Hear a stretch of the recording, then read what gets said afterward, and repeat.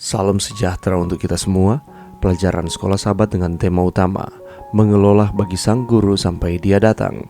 Pelajaran ke-12, upah kesetiaan. Senin 20 Maret, kehidupan kekal. Sebagai umat manusia, apakah kita suka atau tidak, kekekalan menanti kita. Dan menurut kitab suci, kekekalan ini akan datang dalam satu atau dua manifestasi, paling tidak bagi masing-masing kita secara pribadi. Apakah kehidupan atau kematian kekal? Itu saja, tidak ada jalan tengah. Tidak ada yang berdiri pada dua sisi, sedikit dari satu sisi atau yang lain.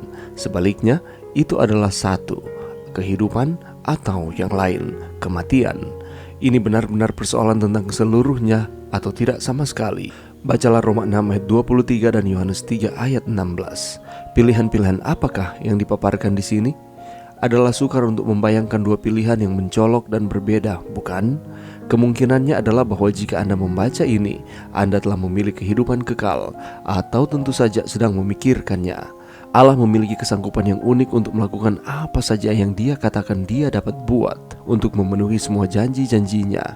Bagian kita adalah percaya kepadanya, bergantung pada jasa Kristus, dan oleh iman menuruti firman-Nya.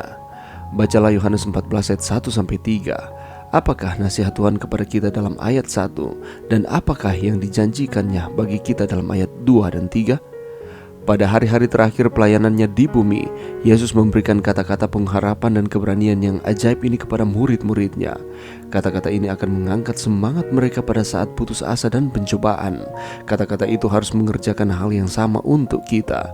Yesus turun dari surga, kembali ke surga, dan telah berjanji kepada kita, "Aku akan datang kembali dan membawa kamu ke tempatku, agar kamu bisa bersamaku di sana."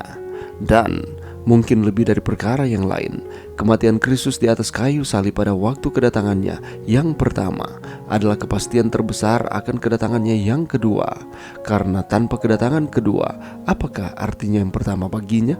Sebagaimana pastinya bagi kita bahwa Yesus telah mati untuk kita di atas kayu salib, begitu juga pastinya seperti yang Dia janjikan, "Aku akan datang kembali dan membawa kamu ke tempatku, supaya di tempat di mana aku berada, kamu pun berada." Yohanes 14 ayat 3.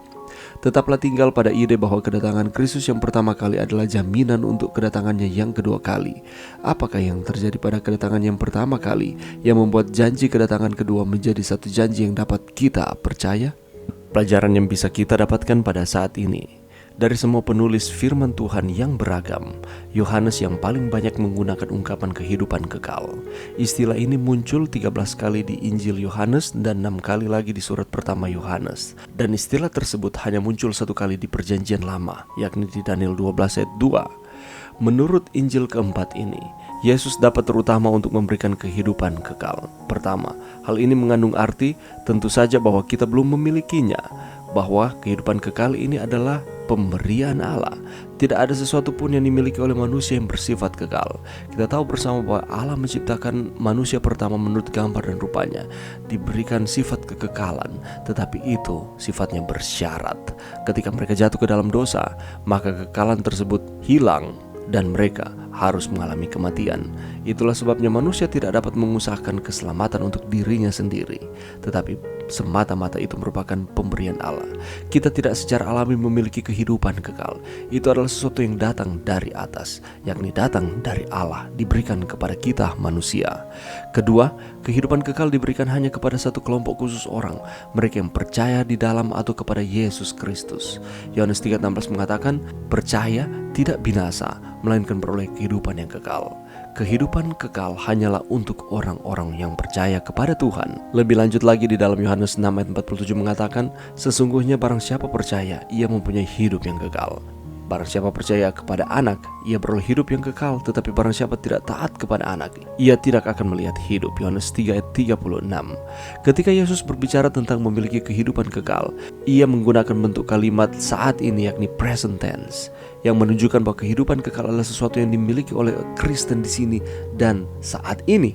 Namun demikian, kita mungkin terkejut apabila belajar tentang orang-orang yang memiliki kehidupan kekal sekarang, pada saat ini juga. Karena meskipun memiliki kehidupan kekal saat ini, kita akan tetap mati. Sebab inilah kehendak Bapakku, yaitu supaya setiap orang yang melihat anak dan yang percaya kepadanya beroleh hidup yang kekal, dan supaya Allah membangkitkannya pada akhir zaman. Yohanes 6 ayat 40. Meskipun orang-orang percaya itu mati, mereka tidak musnah, atau dengan kata lain mereka hanya tidur. Mereka akan dibangkitkan kembali manakala Yesus datang pada kali yang kedua. Mereka akan bangkit pada saat kebangkitan, karena Yesus adalah kebangkitan dan hidup. Barang siapa percaya kepadaku, ia akan hidup walaupun ia sudah mati. Yohanes 11 ayat 25. Dari pernyataan Yesus ini dapat menunjukkan bahwa Allah lah yang menjadikan kehidupan yang kekal, karena kekekalan diberikan oleh Allah yang kekal tersebut. Sebagai akibat dari kehidupan kekal yang Yesus berikan kepada orang-orang percaya, mereka pasti tidak akan binasa sampai selama-lamanya, dan seorang pun tidak akan merebut mereka dari tanganku. Yohanes 10 ayat 28. Walaupun saat ini masih ada kematian, tetapi itu sifatnya hanyalah keadaan sementara bagi orang-orang yang percaya. Itu tidak meniadakan karunia kehidupan kekal. Allah memiliki kesanggupan yang unik untuk melakukan apa saja yang Dia katakan Dia dapat buat, untuk memenuhi semua janji-janjinya. Bagian kita adalah percaya kepadanya, bergantung pada jasa Kristus, dan oleh iman menuruti firman-Nya, karena kehidupan kekal adalah pemberian dari Allah. Mari berdoa. Terima kasih Tuhan atas kehidupan kekal yang Tuhan sediakan bagi kami umat-umat-Mu yang percaya kepadamu.